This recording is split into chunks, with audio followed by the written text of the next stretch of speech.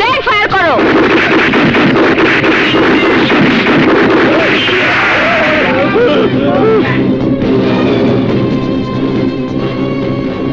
Madam,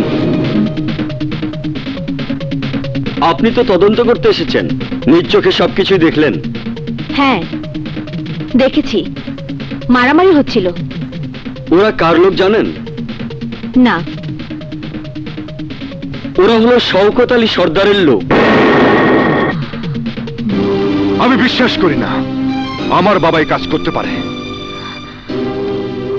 আমি নীলগঞ্জে তদন্ত করতে গিয়ে নিজের চোখে দেখলাম তোমার বাবা লাঠিয়াল বাহিনী রুস্তম সর্দার লোকদের মারধর করছে।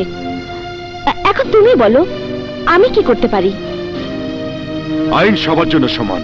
আমি চাই না আমার বাবা হিসেবে তুমি কোনো সহযোগিতা করো, তবে আমার বিশ্বাস সে কোনো বেআইনি কাজ করতে পারে না।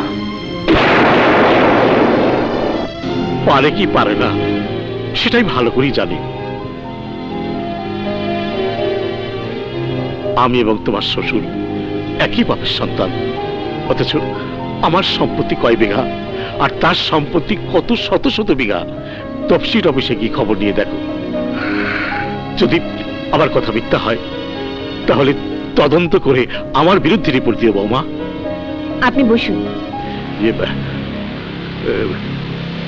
দুঃখের কথা বলবো কি, তোমাকে যেমন এলাকা ছাড়া করেছিল আমাকেও তেমনি এলাকা ছাড়া করে রেখেছে। তুমি আল্লাহ এবং ভগবানের দোয়ায় এই চেয়ারে বসে আছো বলে বলতে কিছু সাহস পাচ্ছে না।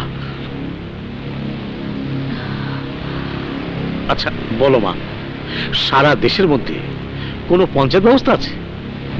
নাই। তারপরও তার আইন সে জোর করে চালিয়ে যাচ্ছে। আমি তোমার কাছে নালিশ দিয়ে গেলাম মা, তুমি আর একটা বিয়ে করো মা।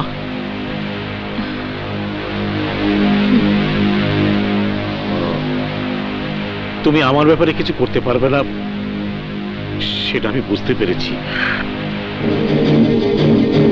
আপনি ভুল বলছেন।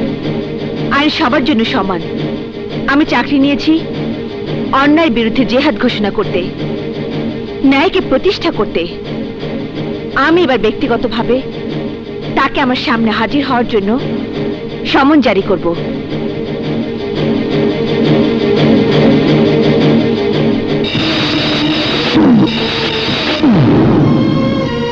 আমি শওকত আলী সর্দারকে সশরীরে হাজির হওয়ার জন্য সমন জারি করছি, সমন জারি করছি, সমন জারি করছি, সমন জারি করছি, সমন জারি করছি। সশরীরে হাজির হবার জন্য আমার বিরুদ্ধে সমন।